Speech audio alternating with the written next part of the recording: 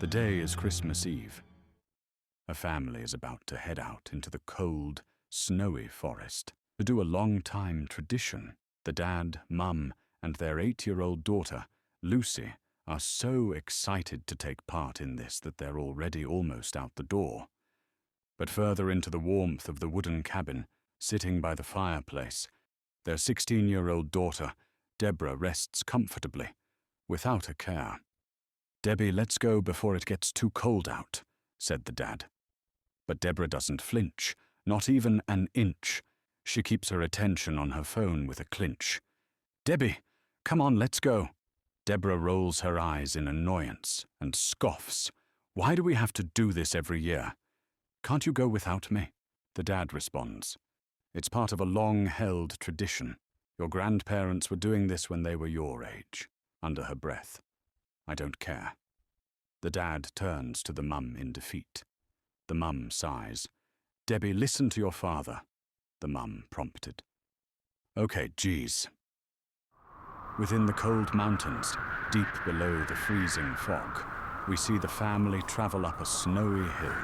The dad leads the way, with the mum just behind, with little Lucy grasping her hand, holding a ceramic bowl in the other.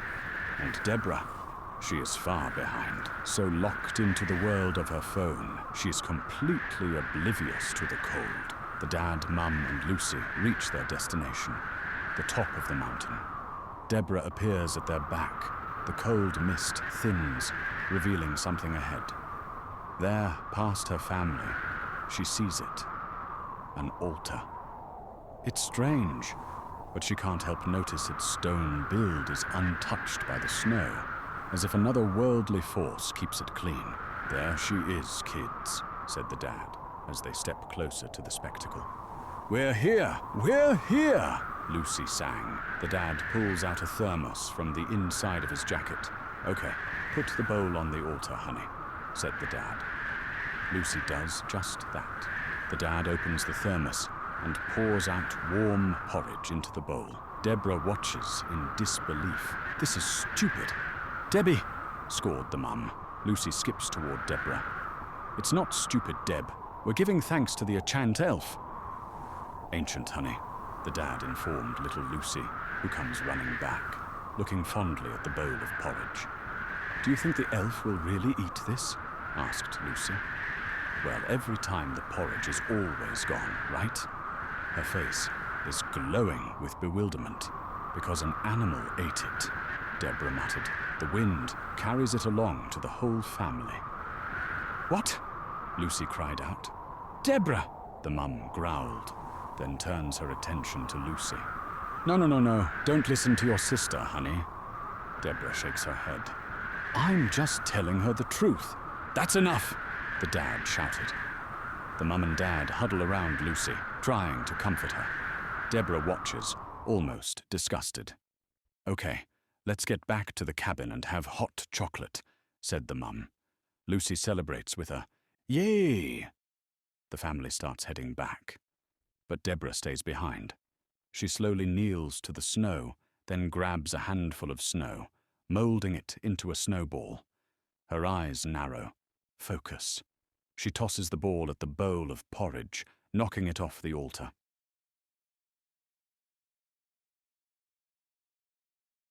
Much later, inside the peaceful house, the family lies fast asleep.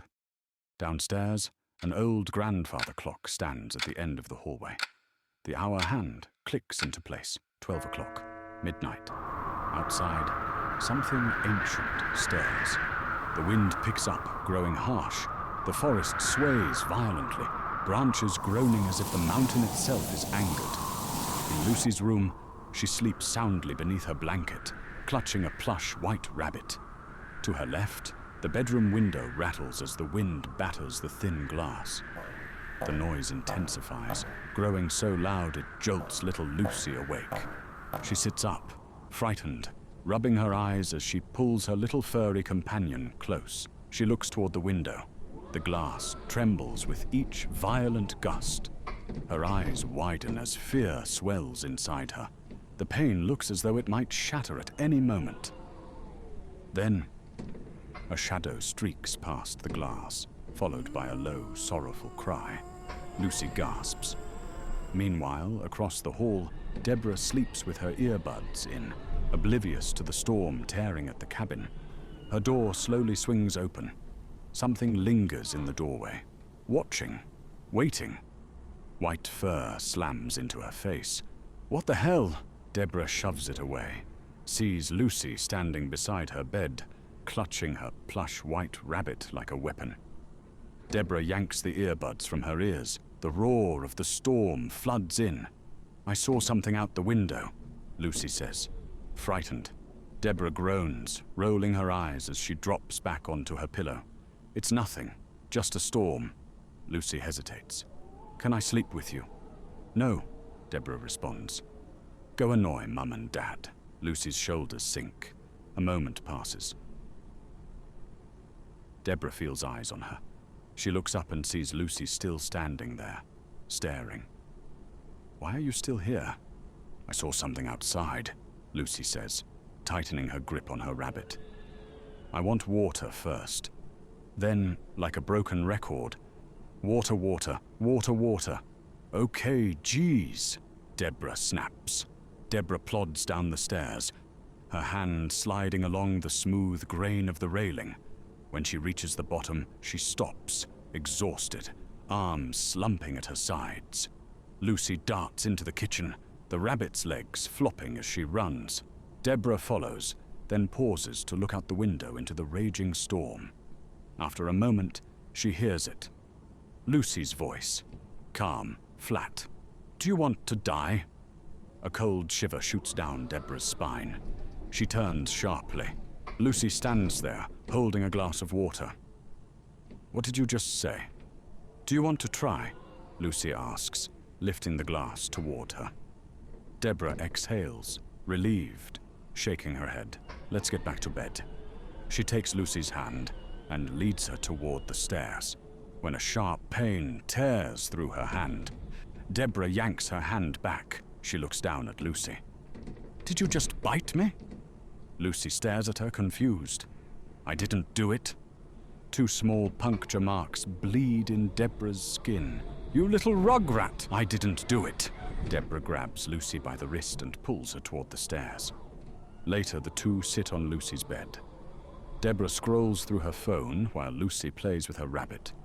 Stuffed animals line the room, perched on shelves, chairs, the floor, watching from every angle. Downstairs, the grandfather clock ticks, tocks, then the hour hand clicks into place. 1 a.m. Beneath the storm, Deborah and Lucy hear it. Just. They look at each other. Deborah's gaze drifts to the rabbit. Blood stains its plush teeth. Her eyes flick to the bite mark on her hand. A cold realization crawls over her. Was it the rabbit? She looks up. Lucy is gone. In her place, the rabbit sits upright on the bed, facing Deborah.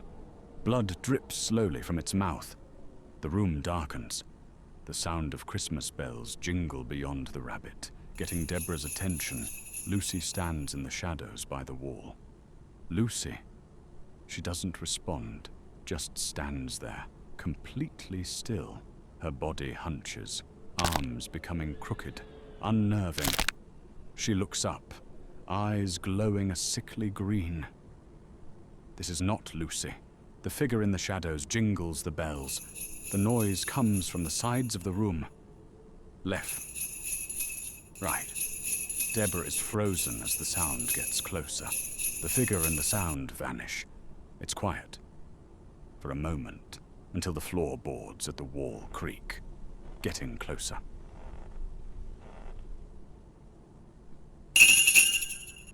Deborah jolts upright in her bed, gasping for air.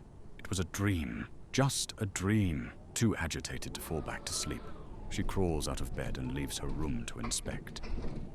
Nothing here, so she moves to the staircase, reaching midway point. She leans over the railing, peering downstairs, then waits for anything. But nothing happens. She leans back and shakes her head, bewildered and dumbfounded. A soft movement catches Deborah's eye. At the top of the stairs, Just inside her peripheral vision, a small shape stands perfectly still. She looks. A snowball bursts through the cold air toward her. It hits her in the face like an icy slap.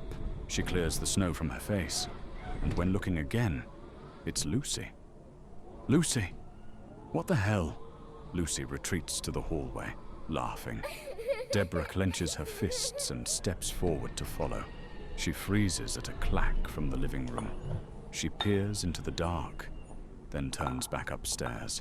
Snow still clings to her face. She wipes it away, frowning, and heads downstairs, through the kitchen, toward the sound, where she halts. An overturned bowl lies before the Christmas tree, its contents spilled across the floor. Thick porridge, already cooling, clings to the wood like paste. For a fleeting moment, she wonders, Lucy? No. With a sigh, she trudges forward and lifts the bowl. Inside, a message is smeared in blood. Do you remember? Her eyes flick back and forth, her brow tightening, as if trying to force the moment to make sense. Suddenly, her back glows yellow, heating as a beaming light spreads from the kitchen into the living room. She turns, covers her sight with her palm for a moment. The scene clears, revealing her parents in the kitchen, standing near the window with sunlight pouring in. Mum! Dad? But they're oblivious to her. The dad rests against the counter, runs his fingers through his beard with intent. What are we going to do? She asks. I'll work overtime, he replies, taking the cup. Don't worry, we'll give Deborah a wonderful Christmas. Her mum smiles. The color drains from the room, from the walls, from the table, from them. Their bodies stiffen, then collapse inward, breaking apart into heavy, melting snow that hits the wooden floor. Deborah doesn't move as she tries to gather the pieces. Below her, something shines bright. Light shimmers off of her lower arm, catching her eye. She turns at the sound of tearing paper. A little girl sits on the floor, unwrapping a present. Lucy? No. Deborah's breath becomes short as the little girl raises the present up, inspecting it. She reaches out to touch her, but stops when noticing her parents behind her, younger self, smiling, hopeful. The girl frowns, tosses the present aside. I don't like it. I wanted the other one. Her parents' smiles fade. Once again, the color drains away. The room dissolves. Snow falls until there is nothing left. Deborah steps back, her breath shaking. Her heel hits the bowl. She looks down and notices the message has changed. Time is almost up. As Deborah stands, frozen, perplexed, in the adjoining hallway, the grandfather clock keeps ticking. The big hand reaches 2 a.m. Bashing at the front door vibrates the house. Shock jolts Deborah's being. She heads for the front door, peeps through the peephole once again. Snow has risen to halfway over our sight, the peephole almost buried, as is half the house. Scraping and pattering is heard outside, traveling up the side of the house. Deborah's eyes follow the noise as it reaches the roof. It stops. Deborah bolts for the stairs, scrambling upward. Once at the top, she heads straight for Lucy's room. She bursts in, sees Lucy in bed, sleeping, or so it would seem. Lucy lays corpse-like, staring at the ceiling. Deborah gropes the sides of her arms, firmly. Lucy! Lucy! Lucy turns to her, but doesn't say a word. Deborah loosens her grip on Lucy's shoulders. Her eyes scan over her little sister. Deborah tries to speak, but almost can't. Let's go. Deborah pulls Lucy out of bed, and as they enter the hallway, Deborah looks at Lucy, her eyes blank, and her fingers hang loose in her grip. Deborah's forehead crinkles with worry. At the bottom of the staircase, Deborah and Lucy step onto ground floor. The air is thinner, colder, and now it's dead silent. The storm is gone. They hesitantly move through the kitchen and into the living room. It's almost pitch black, but Deborah can almost make out something ahead in the Christmas tree. A hand. But before she can clearly make it out, a light rustle alerts her to the hallway.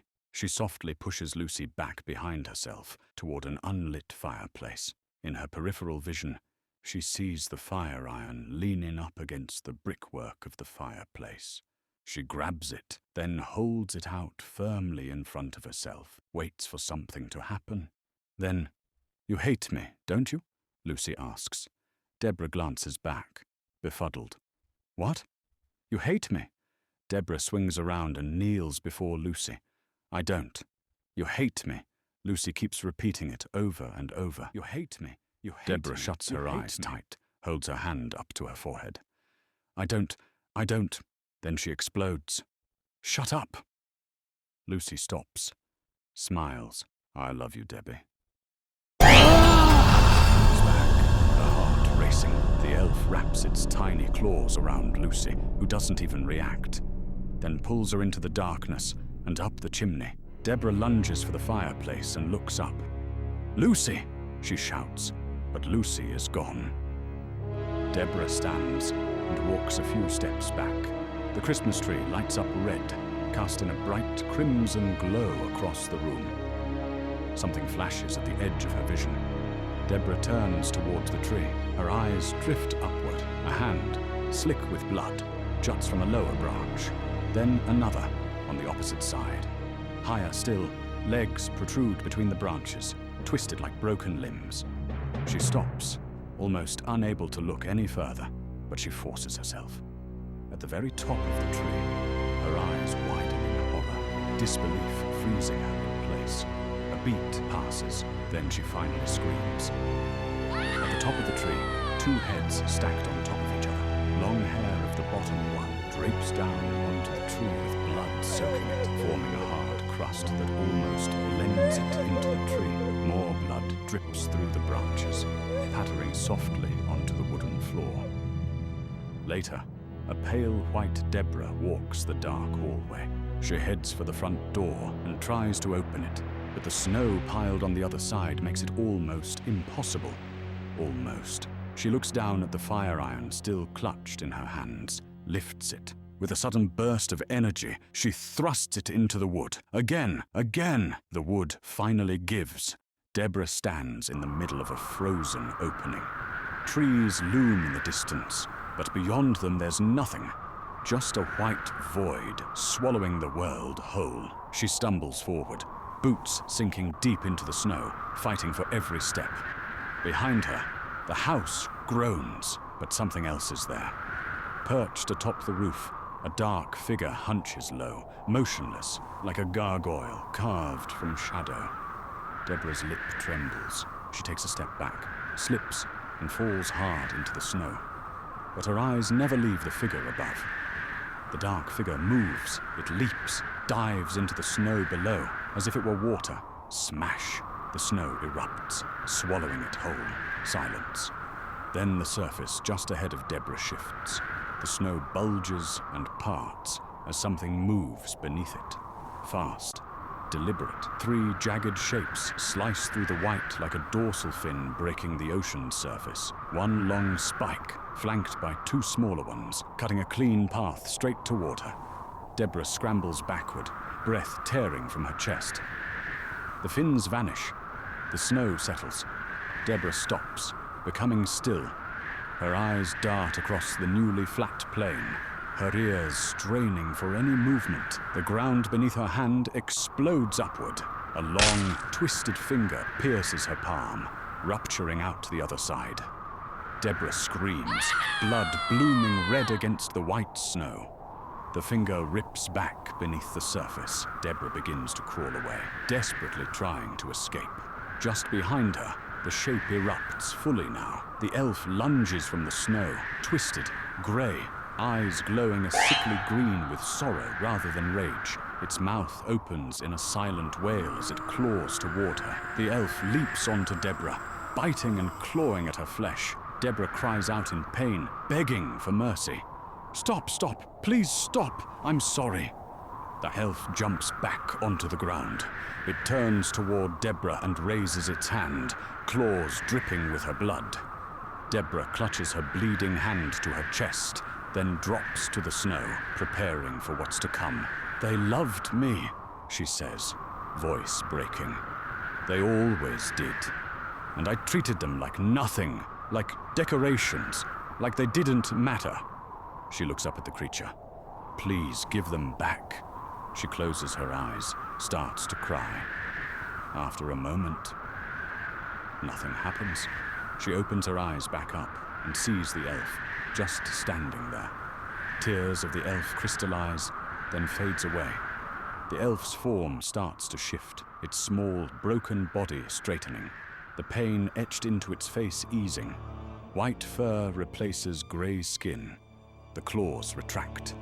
Before her now stands Santa Claus. Not jolly, not smiling, but solemn, knowing. He looks down at Deborah. "Some lessons," he says quietly, "must be felt before they are understood." He turns back toward the house.